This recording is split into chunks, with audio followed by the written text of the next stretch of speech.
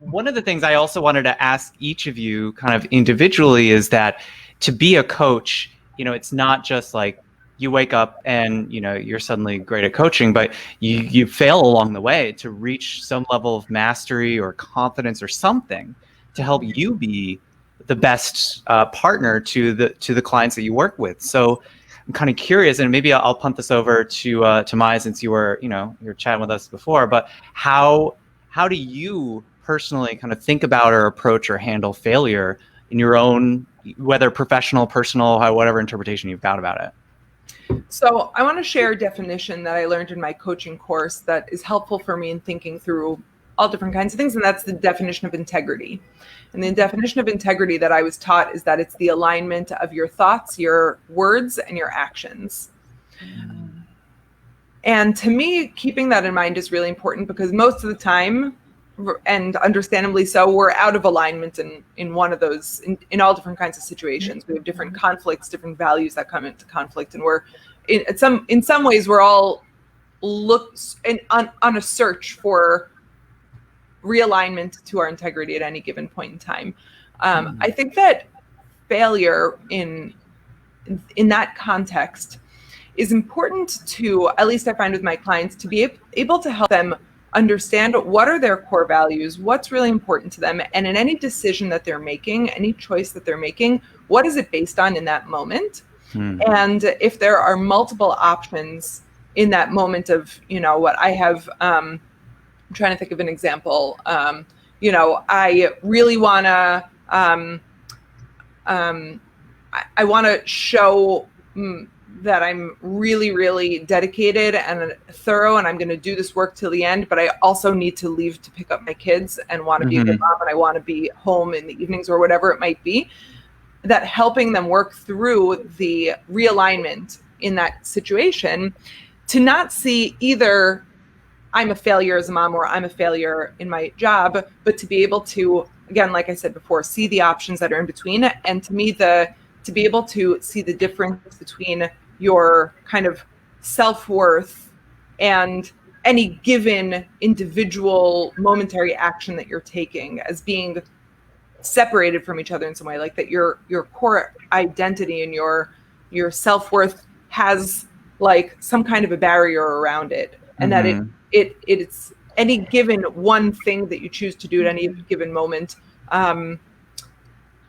should be not necessarily affecting it in some kind of a who am I kind of a way. That the deeper those roots are established, and the more comfortable you feel in your skin as a person, the easier it is to hold two values up against each other and make a choice that feels like the best in the moment for what it can.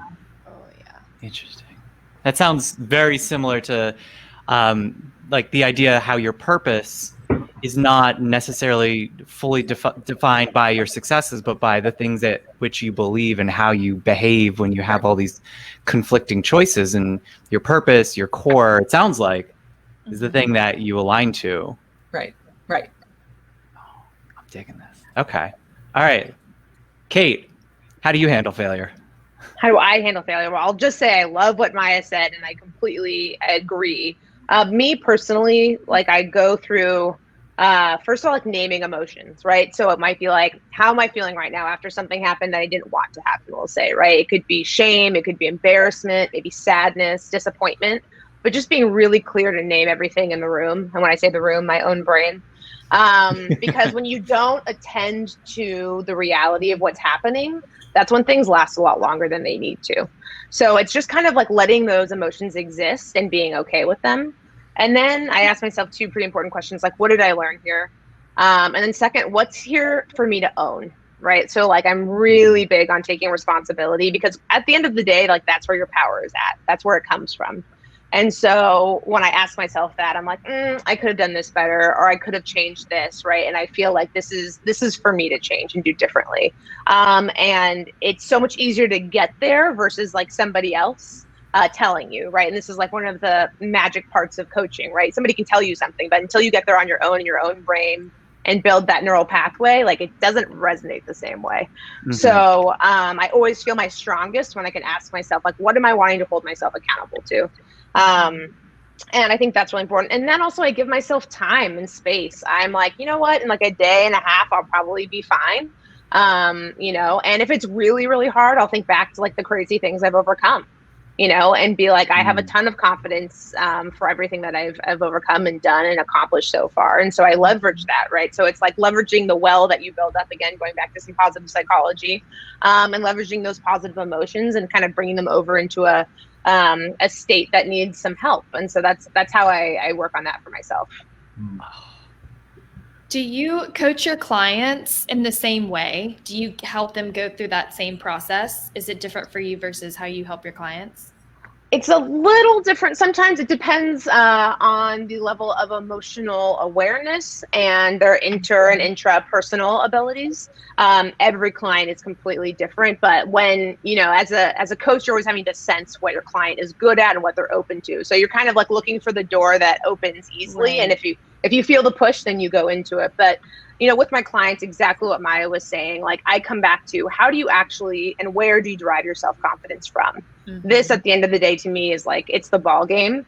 And our whole culture from the time we were little tells you to find your value outside of yourself and from other people's recommendations and how they think about you and everything. But like when you're going to bed, you're the only one looking at yourself in the mirror, right? And so my question is, can you be proud of yourself?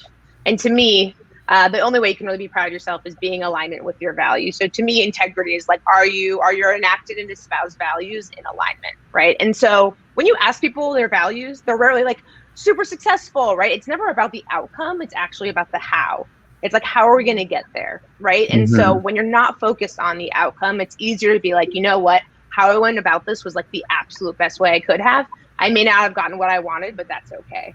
And so I think that's a really important thing that I focus on. So I do also do a lot of values work with my clients, and that's not always the same as an executive. I'm like, who are you as a leader and what are your 5 values, right?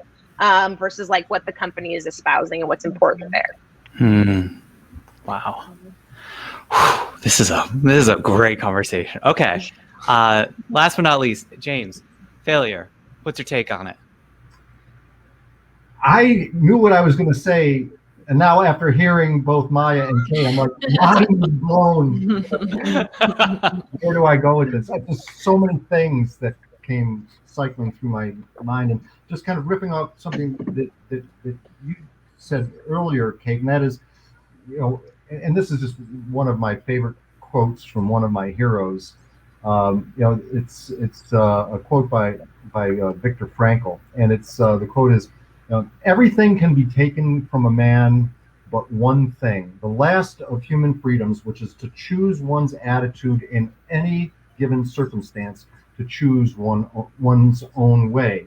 And to think about where Viktor Frankl came from and in the development of his psychotherapy technique known as logotherapy, really focusing on man's search for meaning, which is the name of the book that he wrote. And it's part story of his life in a concentration camp, and then the story of the development and application of logotherapy. And it's all about searching for meaning. And you can find meaning in so many ways, but ultimately, thinking about that element of, how you approach and how you respond to a particular situation is really the last of freedoms. That is the one thing that can never be taken away from you. It's how you respond to something.